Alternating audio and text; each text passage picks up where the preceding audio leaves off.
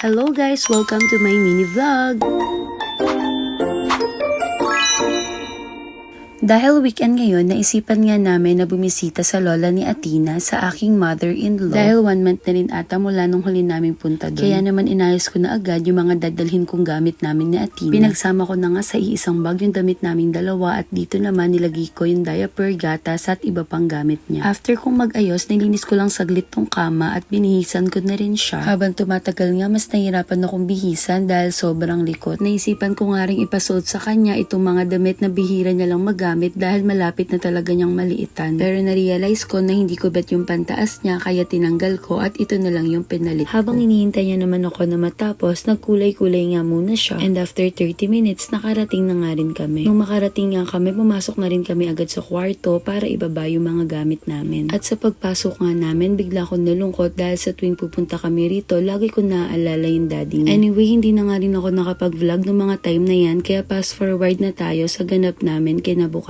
Pagkagising namin, agad ko na rin hinugasan ng mga bote ni Athena bago kami mag-almusal. At after ilang minutes lang, kinukulit na nga ako ni Athena kaya nag-prepare na agad ako ng kakainin. Dalawa nga lang kaming kakain ngayon dahil maagang may nilakad yung lola niya. Since medyo private din ang life ng mga in-laws ko, kaming dalawa lang rin talaga ang makikita ninyo sa vlog na to. Sa tuwing gigising nga kami dito, laging ready na yung almusal namin. At ito nga ang breakfast na prepare ng lola niya. Kumain na rin kami agad dahil kinukulit na rin talaga ako ni Athena dito sa spam. Nanghihingi pa nga siya sa akin ng kutsara kasi gusto niyang kumain ng mag-isa niya. Pero hindi na rin talaga ako pumayag kasi nga magkakalat na naman to kaya sinubuan ko na lang. After 30 minutes naman na matapos kaming kumain, hinugasan ko na rin agad yung mga plato na ginamit namin. Then after kong maghugas, lumabas naman kami dahil kanina pa nagyayaya tong batang to. Tuwang-tuwa nga siya kasi pinakita ko yung mga manok sa kapitbahay. After 1 hour naman na nasa labas kami, mukhang nagsawa na nga kaya nagyaya ng pumasok. Pagpasok nga namin, pinainom ko lang ng tubig at maya-maya itong pusa naman ng daddy niya ang nilalaro niya. Pag nandito nga kami, hinahayaan ko lang talaga siya sa mga gusto niyang gawin. At marami ring moment na puro kami chikahan ng mga in-laws ko pero hindi ko na rin talaga vinidyohan. Medyo matagal nga rin kami nagstay dito sa labas. Kaya maya-maya itong si Athena lumapit na sa akin at nanghingi ng gatas. Kaya naman pumasok na kami at itong batang to dumiretso na nga agad sa kwarto. Nagtimpla na nga ako agad ng gatas at bigla naman siyang bumaba dahil hindi na talaga makapaghintay at hinihingi na yung gatas niya. Umakyat na rin kami para makainom siya ng gatas at maya-maya tumawag naman yung daddy niya. Kaya hindi ko na rin na-videohan yung iba pang mga kaganapan. Pagising naman namin sa hapon, lumabas lang ulit kami at naglakad-lakad. So I guess dito ko na nga i-end ang aking mini vlog.